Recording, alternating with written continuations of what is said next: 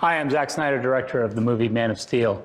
I want to take a second and just let you know that as you're watching the film, myself, a cast member, or even part of the crew could show up just as I am now and point out some things in the movie that we think are interesting. As we made the film, we took our time to also document the making of the movie. When you're watching the film for the first time, sometimes the story just goes by and you miss a lot of cool details, or you're not aware of scenarios that took place either off camera or in the background or in the design. So this allows you to see some of those details in a way maybe you didn't before. So as I said, either myself, part of the crew, or part of the cast could show up because, of course, their experiences are different from mine and point out some things that we find fun. So check it out.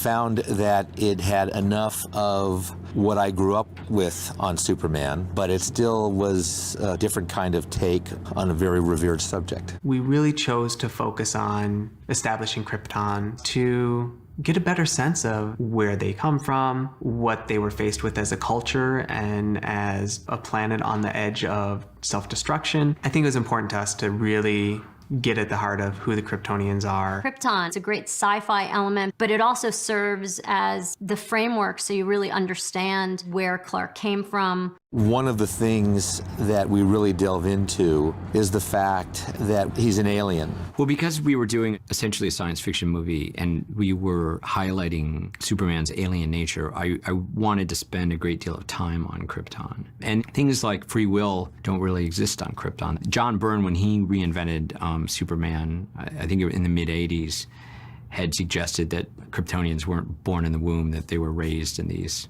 matrices. I'm not sure if he called them Genesis chambers or not. That's something that we call them in our film. But we were at least following in his footsteps, this idea that in a way, Krypton was more like, Brave New World, your alphas and your betas and your gammas and things like that. For quite a number of years on Krypton, the way we have Krypton, there hasn't been anything such as natural birth. If you are a couple and you want a child, you apply for a child and you get to choose whether you want that child to be a warrior or some form of doctor or whatever it happens to be. Those children have been pre-grown. Then as the need comes, they are harvested and you receive your child. So it's that fundamental system that Jor-El rebels against. And I think she is an incredibly brave woman, giving birth to a child and then to send her... Even went so far as to write up sayings, which Alex McDowell then translated into Kryptonian. All that stuff on the columns actually says stuff. Well, we had this sort of meta problem with Superman, which is that he is from a distant planet, but he has a giant S on his chest. So how do you resolve the fact that this S is Kryptonian? In a way, the entire idea of the language stemmed from that problem. And so what we started off with, without really the notion of developing a full language, was developing a series of glyphs. So if the S, or the hope symbol, the hope glyph, is related to the House of El, and what is the glyph for Zod, and what is the glyph of Fiora, and what are the glyphs for the Council? So we wanted to come up with a core number of those, the glyphs, and have sort of layered meaning behind them so that this one symbol could stand for a lot of different things. And these are sort of the ancient symbols. But then there became a need to be able to translate things more literally into English. So then we brought on a linguist and started developing a phonetic version of writing. From the backstory of this movie that I was told, the people are very selfish at this point in time, and so that was something that I focused on for the language. Also, there's a long history of the objects. The writing on objects shows that people pass them down through their generations. There's this recording of events that have happened with those objects, so they're very much into the history of their culture as well. So it was more about incorporating that old mythology of Krypton. Some of the sentences are about the gods of Krypton, so it was including that into the scenery and the idea that Kryptonians have this long tradition of writing, and so that should be reflected on the ships, the weapons, the chambers of council, all of those different things. So that was how it first kind of developed. There are some basic rules for the way language is develop, and one of those is what is the cultural emphasis and impetus for the language. So in English, it's all about me, right? So I want an apple is the way that the language is structured. What we said about Krypton was that they are object-oriented. They fetishize the object. So in this case, it's apple, want I. And so you put the object first. So that sort of set in motion a bunch of rules for the language. If they want to write a sentence, for example, like the light of Rao warms us, where you see the word Rao, you can either write it out phonetically, or you can utilize the old ancient symbol, and they kind of connect together in this very like intricate sort of filigree, which exists on robots, sets, ships. These two women, probably within 3 to 4 weeks, had it licked. They just got on it and nothing stopped them, and they came up with an alphabet, a lexicon, a long list of words with their appropriate meanings and how. Retard with a lot of different colors on it. It's kind of silly looking. So it's hard to be like fierce and intimidating when you're basically wearing like a jester outfit. So thanks for making it even more difficult than it already was. But you can see the end result is very intimidating. Anyway, I'll be back later on to give you more. Right. Out of the way. I said.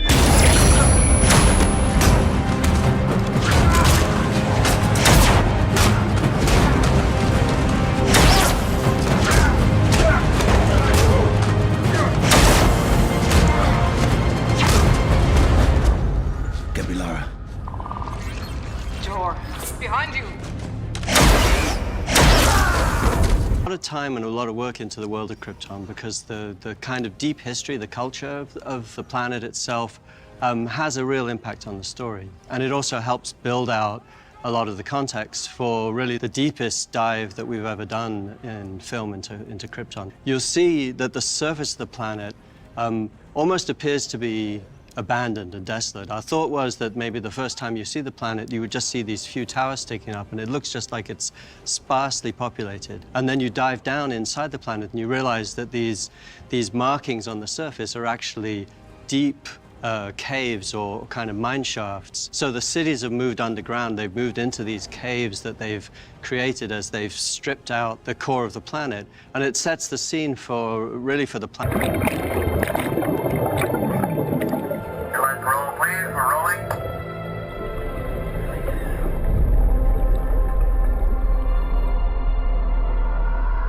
I really enjoyed the tank work, actually. I mean, I worked quite a bit with understanding sort of deep breathing methods and trying to sort of expand my lung capacity and stuff. Because some of those shots were pretty hairy, you know? You have to sort of submerge yourself 15 feet and then kick off from a certain point and then travel 60, 70 feet underwater, sometimes going through specific motions and then return up to the top. So it's a big breath required, you know?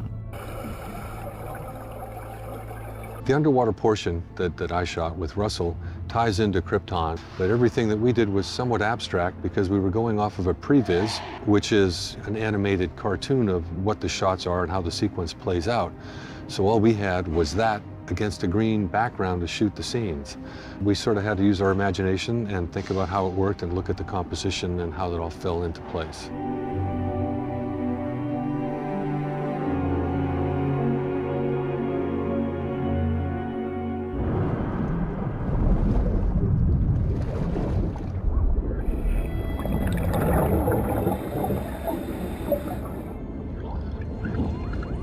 You could come up, you could take your time, you could see the codex, you know, and he'll bring it in for you to take it.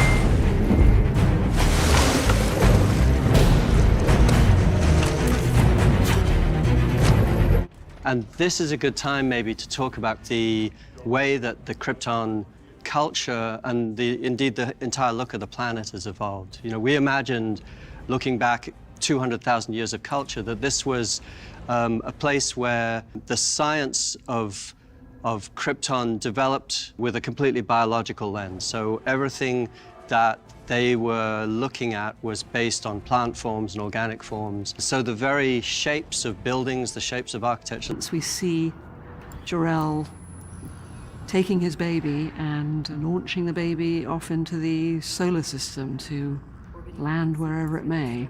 In this set here, we've gone to great lengths to create scientific experiments, the remains of, or to give a plausible sense of what it is that he really does. He is a scientist, and that is his bias. And the idea of creating a world where everything is grown and evolves, and it has a sort of very organic feel to it. You know, the materials that we use, the look of the place.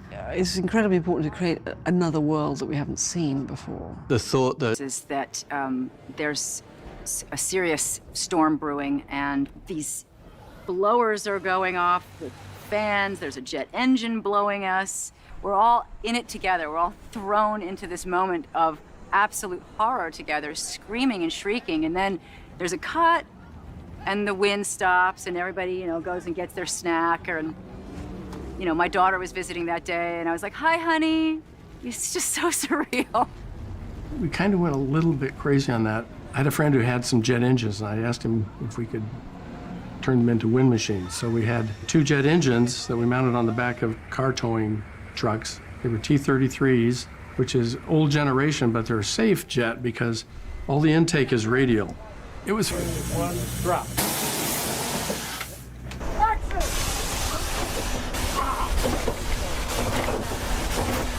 Watching the levels, so when it starts off in drinking, they all start the same. Ah, nice. Yeah. What do you got in? Is there real beer in Just there? water. Where's my standbys?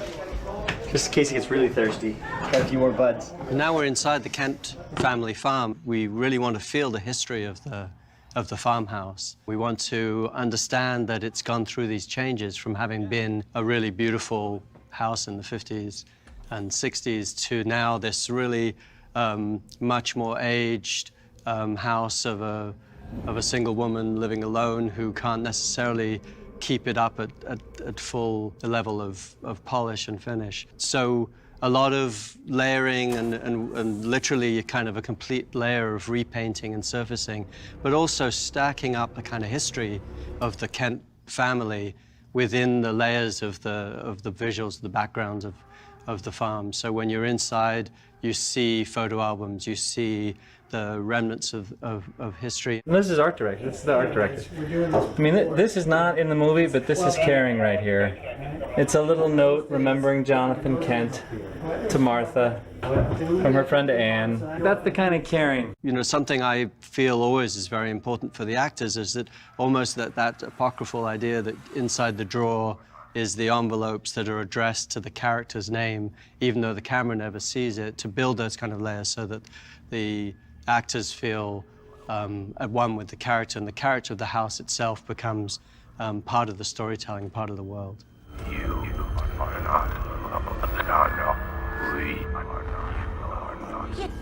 Well, here I am laying it out to all the people on Earth that they need to surrender Kal-El to me.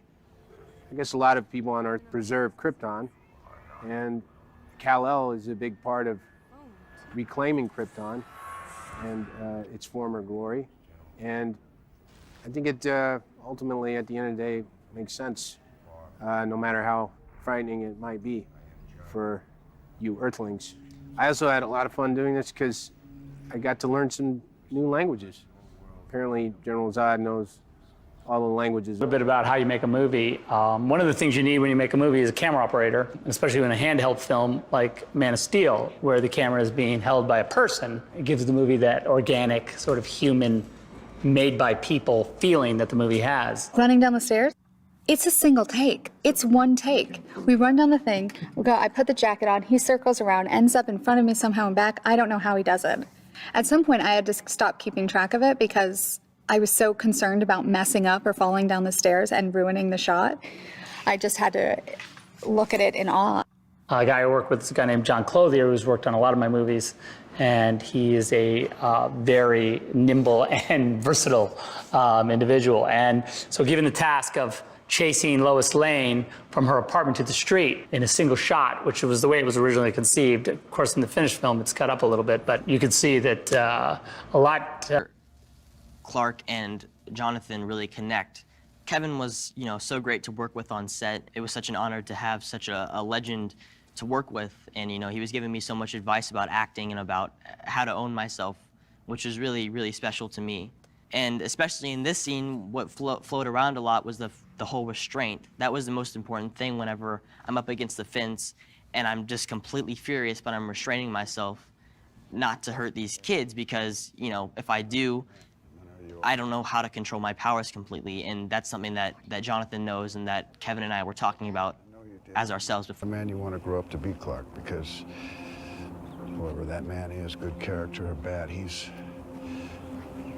But a lot throughout filming and behind the scenes was the fact that myself and Cooper Timberline, the 9-year-old version of Clark Kent, are really what's setting up this whole story and what makes Henry Cavill's Man of Steel who he is later in the movie. Zack and I and Zack and Cooper talked a lot about this and how really we are the backbone of the origin story. And you know, it was really the fact that he has this whole struggle throughout the whole movie of who he is and what the right thing to do is. That's what really we all worked off of, which really made us alike. As far as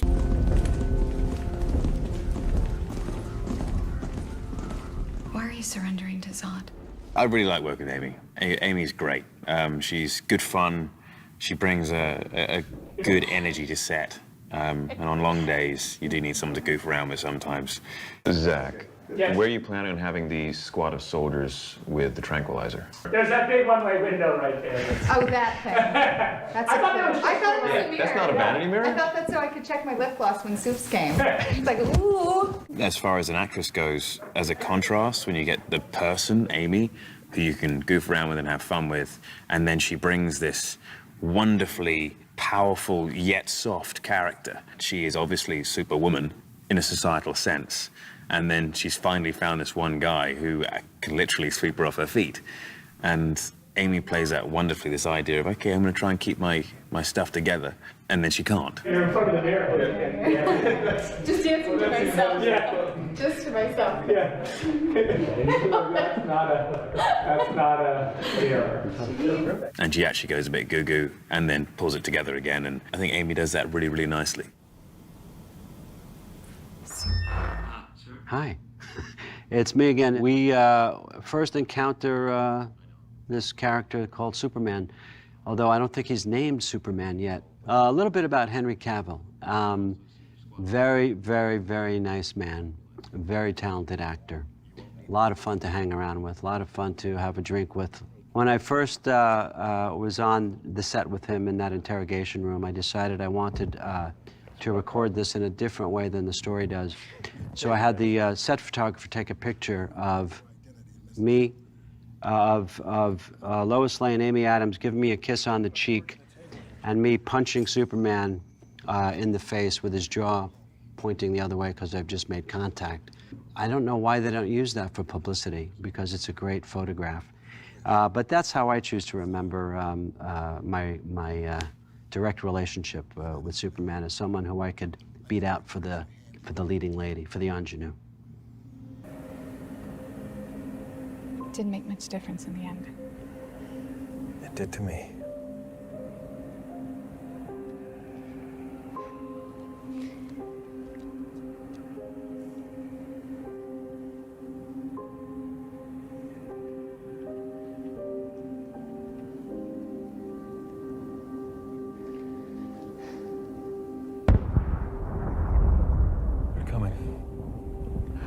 You should leave now. Go. How to help and how to actually save the world, I guess. But I have to impart that knowledge to Clark, to Superman. Yeah, that's better. 1, 2, 3. Awesome. Yeah. And then I'll wait till your until my head. Yeah. Yeah. Did you want to go? Yeah, because it's cool if you can get that extension. Boom. You got it. We've done everything but put the camera in. Okay, we've got it. And the most important thing about this scene, for us as characters was that we finally become, we are essential to work as a team for the existence of mankind. And especially with Jorah. I'm assuming that they're going for the park. Yeah. So I'm looking. And then when she says, I say, it's okay. Me too. And then I'm off. Let's get into it. Let's do it. Have you been up here, Zach? Up there? No. It's beautiful. What do you see? Corn. Corn. Wow. Yeah. Shocking. I love production. I like shooting. You know, it's fun for me. Being on set and seeing Henry in his costume, you know, coming out, putting him on a wire, even though we didn't do a lot of wire work, but putting him on a wire, he and Amy. It's the first time I think that he was in his costume. We were in Illinois, in a cornfield, and it was the first time Henry was in his costume, and there was just something really magical about this sort of weird descent that they did, and there's kind of destruction around, and I don't know, it was like, I suddenly was like, wow, we're making a Superman movie. This is pretty cool. It was early on, but it was one of my favorite moments. I came down, that was Michael Shannon's first day on set. He and I had talked, and he had asked me whether or not he was gonna have armor on in the movie, and I said, of course you're gonna have real armor in the movie. How else would we do it? And he was like, oh great, because I don't wanna look like an idiot in the pajamas. And of course, he shows up in his pajama suit, and I'm like, yeah, sorry, it's gonna be CG army. So he was not happy, and then he goes, where's the spaceship? I'm like, well, those green stairs are the spaceship. But amazing performance regardless.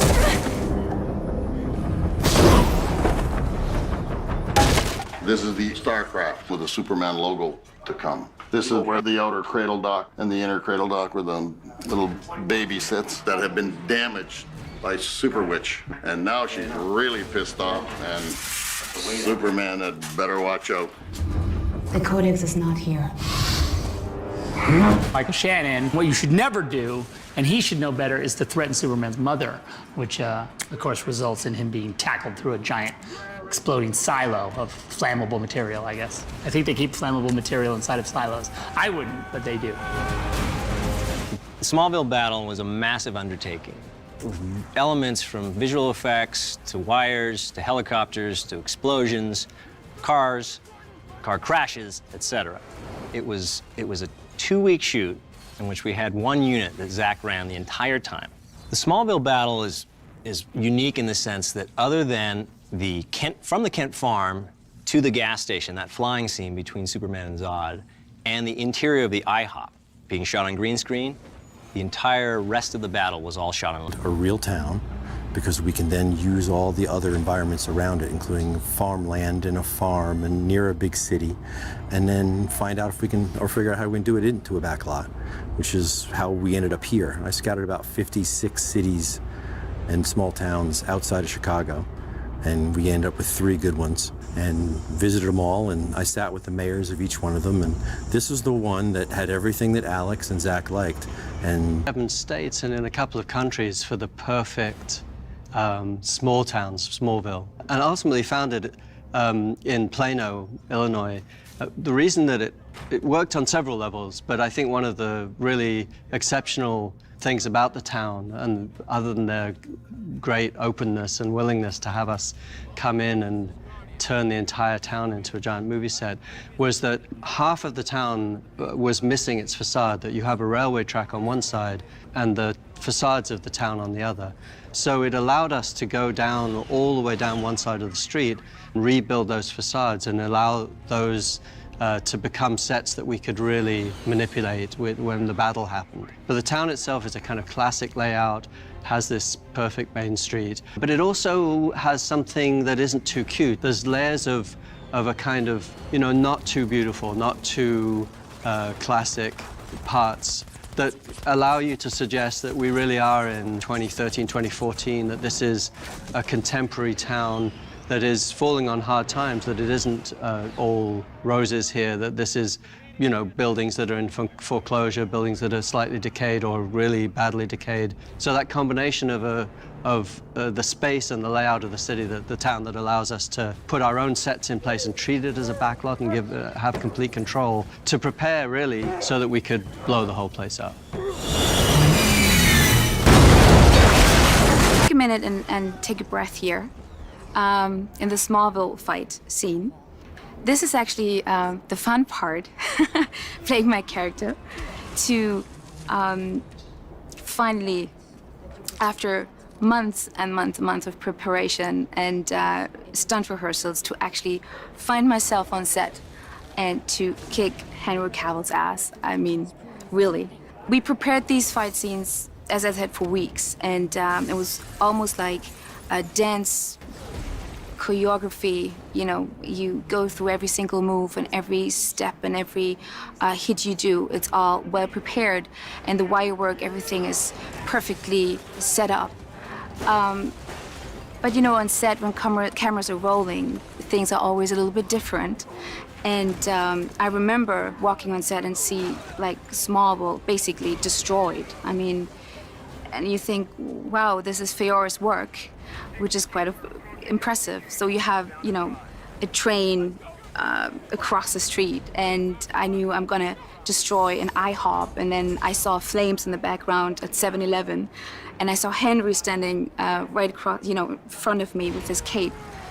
But just the fact, or just the moment where the costume, the makeup, and all the hard work of preparation comes together, and you find yourself in the streets and seeing all the destruction, and this my character is responsible for it, was an amazing feeling, and I had no reservations to fight Superman this time because it was just so much fun. Snyder 01, what about the guy in blue?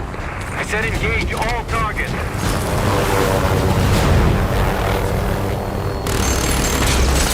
Hey guys, I'm back to talk a little bit about previs. Previs is a digital or low-tech CG version of the scene. What that allows is us to know what elements we need to shoot, especially in the heavy VFX sequence, whether it's real backgrounds or digital backgrounds, digital doubles or real actors, someone on a wire, or, you know, a full CG character. So it's pretty cool. It really helps us make the movie. And that gets you to see the helicopter, right? And then as it gets shot or hit, it makes you stand up, right? Because it's spinning. Okay. Spinning, spinning, spinning, and it'll go right like this. See the lenses of the street lamps? Yeah. The lenses? It goes along the line of those lenses.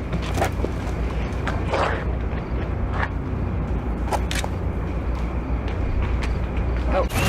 Right for impact! Right for impact! We're going in hard!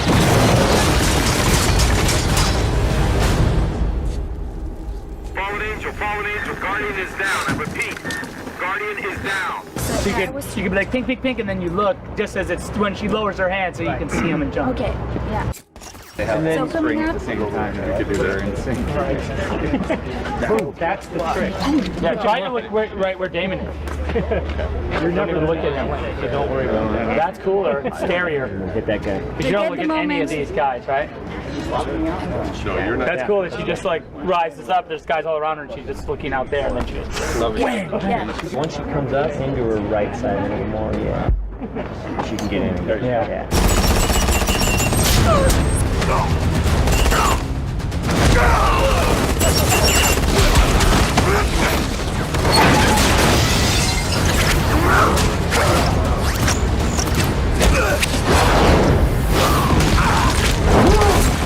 Guardian, do you read? Thunder 1-2 calling Guardian. Guardian, do you read? Thunder 1-2, this is Guardian. I want you to put down everything you've got. Just north of my position. This will be danger close. Copy, danger close.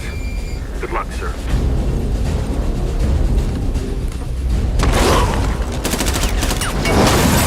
I think we're going to do two pairs over there so we can drop 2 more nitrogens just like this.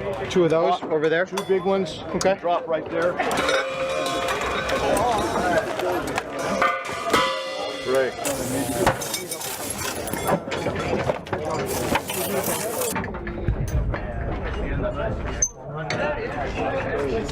Yeah, what happens when she jumps over there and lands on the roof crushes, and at the same time the wheels pop out, both of them will drop down. And action, and jump, and front. Let's just explain what's going to happen to the car so we're safe. It's high pressure through the pistons, pulls the roof down. It'll still be under pressure once the roof is crushed, so no one goes in, obviously, until we've gone in and bled the system down. So we just ask everybody to back up. The only thing that has to run here is the camera. There should be no people in the shop. 3, 2, 1.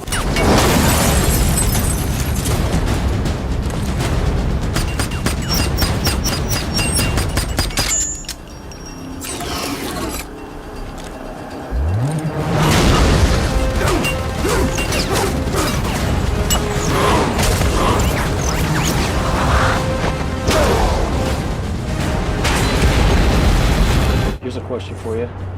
Do you want a moment of the stillness, and then she gets wiped out? You know, yeah, she pulls, boom. Because Damon just did something that made me. He made a move. Oh yeah, and then he gets wiped. That's kind of cool. Yeah, like, you're ready to go. Yeah. You guys are ready to engage. Let's try it.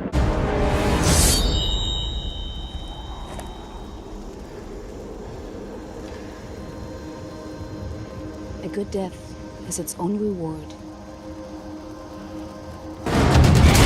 So we'd be like, action, and then a little chase him like that. It's the first time I tried it on the tarmac, so you might get some good footage of me hitting my face. No, never. We'll see. Yeah. Yeah, do you drink your coffee while you're doing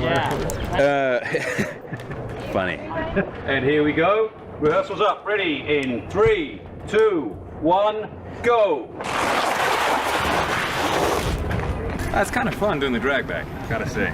There was a lot of fun had in the wires because there was so much that needed to be done. It just took more time, and it was important to do it right, and so people took their time over it, and there was time to actually sit there and enjoy it. And in between some takes, you're left, you know, hanging in a harness. It's like Mary Poppins now. Watch yourself. And so we do get to have a good laugh with the whole thing. Here we go. Ready in 3, 2, 1, go.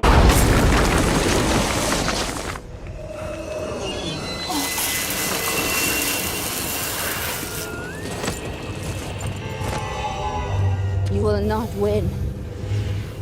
For every human you save, we will kill 1 million more.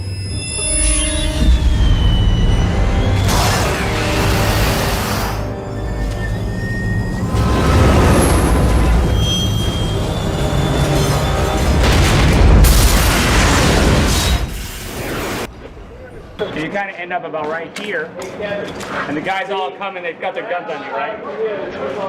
And you stare at them, and you come out like this, and they're all going to be, they'll all go, they'll back up a little bit, and they'll do this and lower their guns. You kind of walk right through here.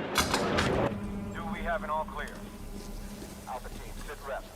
Alpha team, do you copy? Alpha team.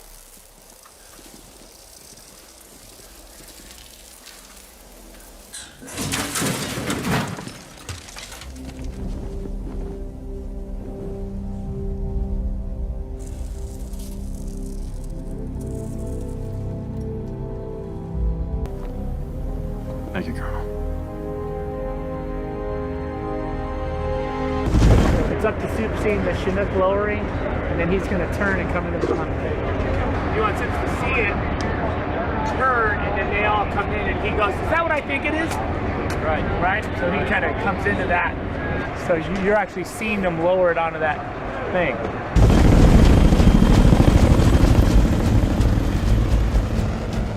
We have a plan, General.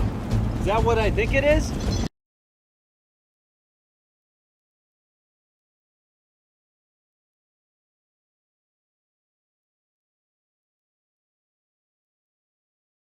We need to get out of the building right now. Yeah, so I should have been pushing a little sooner. A little sooner, yeah. We need to get down to the street. Try to remain calm. Nobody on the stairs. I want nobody on the stairs. No, I want all of you on the stairs. So we'll see if we can get you guys, even though you're not, just to stay with you a little longer. You want to stay with us as long as possible? As long as you can, totally. Hi, this is one of the few scenes where we actually shot practically in downtown Chicago. Amazingly enough, we were only down there for a couple weeks. This is chaos outside the Daily Planet, and this is a scene where the city's about to be destroyed, and many of the employees from the Daily Planet and our main characters are sprinting out. So we had 40 stunt people, we had hundreds of extras, we had vehicles moving, and so it's, of course, always our main goal to keep it safe, but keep it as real and frantic as possible. Plane just crashed and big explosion and action! Everybody, this way! Come on, this way! Oh, keep moving, keep moving, keep moving, keep moving, come on! Come on, keep moving, keep moving, keep moving! Come on!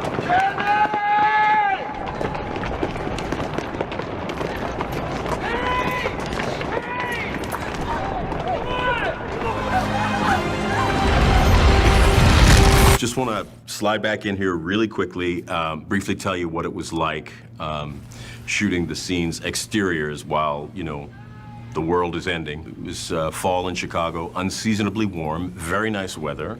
Myself and about 300 background artists all running from one place to another place all day long. But it was a good workout. It was a good workout that day.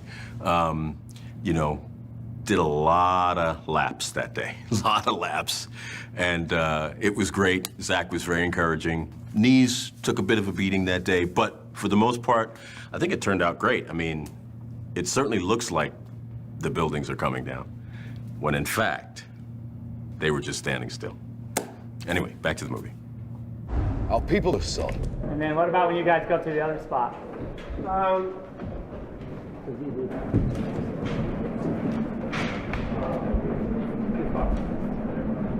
No, you're good. I like it. Yeah. This is good. I like this because I feel like wider than this, this is pretty all. This is going to be great. All right, good. Yeah. So here we are in the Genesis chamber with Zod and Jor-El finally coming to I guess, an additional violent ending. We knew that we were going to have to do a computer death of Jor-El, as well as the one that happened back on Krypton. So DJ and I talked a lot about how we would digitally deconstruct Jor-El. Now, if you look, there's a sequence back when Lois gets on the escape pod. On a movie, you try to sort of do one thing. You try to sort of aim for one thing that nobody's ever heard before, you know? And then on this one, we started sort of to pile up the ideas. And it was really great because just the whole vibe of the thing just encouraged you to experiment and feel free of, you know, the burden of history. And I think the way we approached it and the way that we've sort of had to approach the whole movie was like, what if there was no Superman movie before now? I kept having this idea of the endlessness of the wheat fields, the endlessness of America, you know, the thing, you know, the infinity, the sound of infinity, and the sort of the sound of flying as well. I kept hearing pedal steel guitars, but not used in a normal way. So what would happen if I used an archetypal American instrument, the pedal steel guitar, and figured out how to manipulate that into a string section? I don't know, it's just the sound I heard in my head. We talked a lot about, you know, trying to get some of this like America, you know, this sort of spiritual and optimistic American thing. While I think of the notes for the tune, I try to think of what's the sonic world we're going to pour this tune into. And that's what we're doing. We're experimenting. I mean, you know, that's what you're supposed to do. You're not supposed to stand still. So I had this idea of getting 20 drummers into this room. But I thought, what if we could get the greatest drummers and, you know, meld them into one giant machine of energy.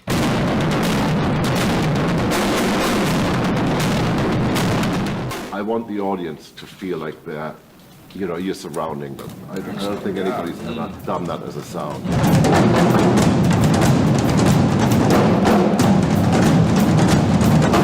Yeah, and we did that. Yeah, it was not so bad. Not a bad day at the office.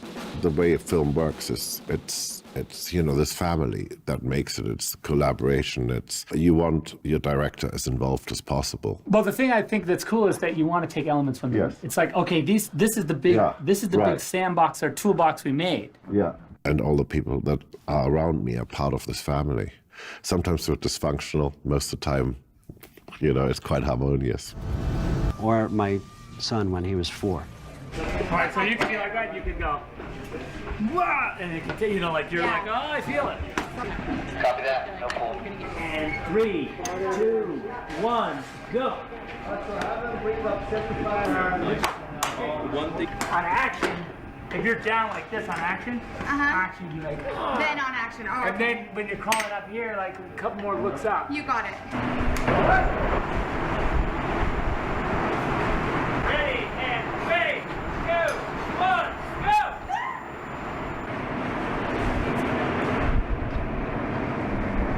Because you'll become CG probably not, right? Watch. And this maybe. Cool. See, that's how easy to replace. But we pressed the, I pressed the button and There was a moment that I wanted to throw in there that is not in the movie.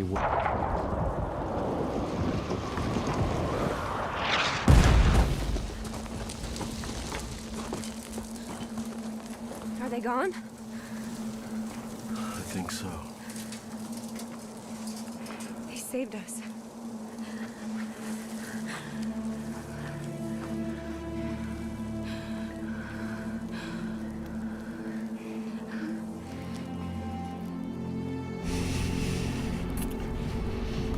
Bang! Everyone get back. Cut. One more, one more, good.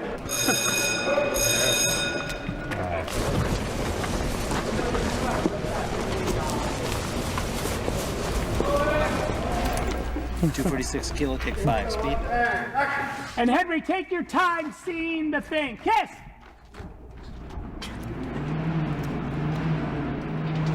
Bang!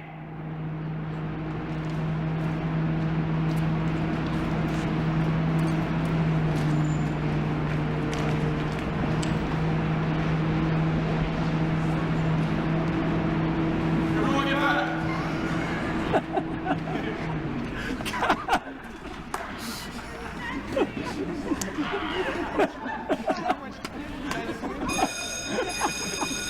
Very nice, guys. Great work, yes, of course. Thank you. Thank you so much. You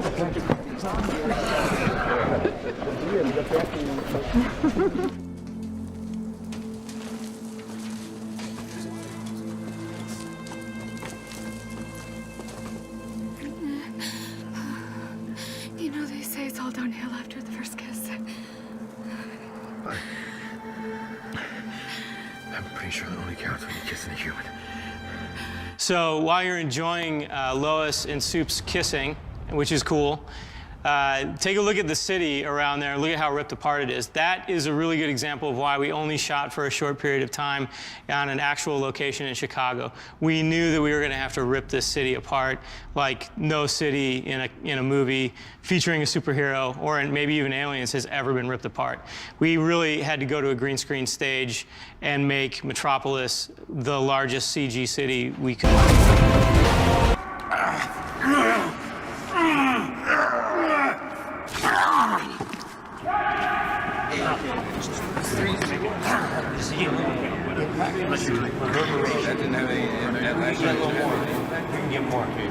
Yeah.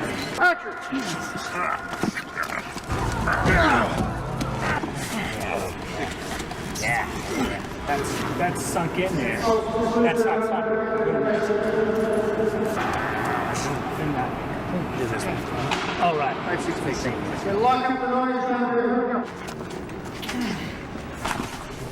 What is that?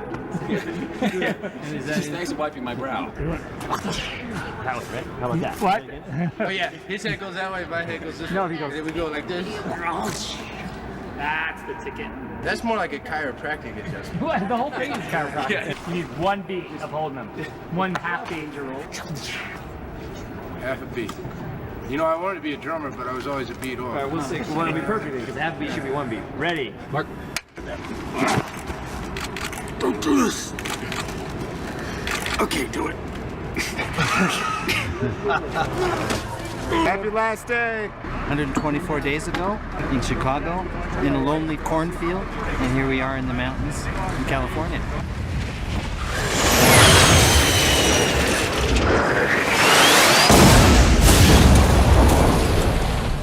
The backlit explosion helps a lot. It like gives it a nice density. That's what it is. Yeah, it's beautiful. Well, how about that? One shot, one kill.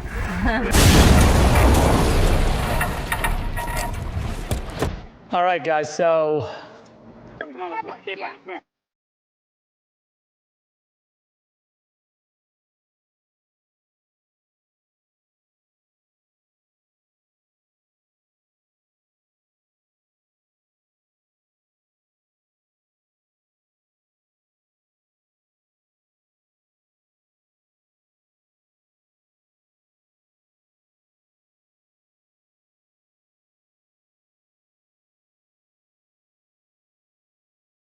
All right, guys, one last comment on the film. When we left Martha and Clark in the cemetery, they had a little flashback where they saw Dad. That was a scene we just shot kind of impromptu. I felt like it was really cool to kind of revisit this experience with Clark at the clothesline and then take him into the city via these shots where you're not really sure who that is. Boarding school. I've been bored now. They can put their lenses in the video cameras. The sight comes off. Why don't you just take the sight off? It comes off, right? The whole trying to be normal. I think I got it wrong. Okay, here. Forget the fan. Oh wait, I'm supposed to have wheels? Yeah, you got it. Yeah. Do the this is the speed walking look. It's the flash. Let's see it.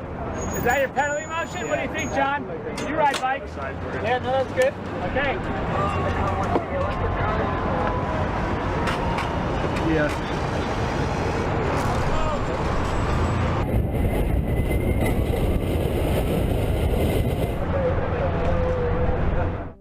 You were being teased by sort of the icons of Superman, or the Superman that we know. Okay, so here we are in the Daily Planet. It's that key moment of you finally get to see Clark as the traditional Clark, who everyone expected to see him as at the beginning of the movie. And this is a really important phase because Lois is the only person who knows who I am. Yeah, maybe that's it too. Maybe maybe your stuff's here, and maybe she comes in like this. That way, she has to look at him. It's like you're working. He comes over to do his thing, and you're kind of just like, okay, this is like entertaining. And talk to me about the interaction between us in the office and trying to play it cool. I actually love that moment for Lois and Clark. I think it sets up a really great future relationship, and I think it really, you get a peek inside. It's like we're revealing a secret to the audience that only we know. Right. Yeah. Right. And Lois is, one of the major reasons why Cal chose Earth. And there's that wonderful purity there. There's that friendship. There's that honesty with each other, which, humankind and them being worthy. Well said. That last scene could be the first scene of another movie, certainly. It's Clark Kent entering the Daily Planet, meeting Lois Lane, hanging out with Perry White. It's all the things that everyone knows to be Superman. And so it's sort of our introduction, if you will, to the man that would be Superman. And that's what the whole film has been. And that's what the film was for me. I wanted to make a movie that, in the very last moment, reconnected you to what Superman was all about and let you have that breadth of experience of coming from Krypton, growing up with him, letting him have this epic battle, and now finding him in the place that you know him as Superman. And it was an amazing opportunity for me, and I had an amazing time doing it. Worked with amazing actors, incredible crew and cast, amazing producers, and really just kind of the best time I've had making a movie. So I hope you enjoyed this little behind-the-scenes look. Thanks for checking it out. So I guess until we do this again, thanks.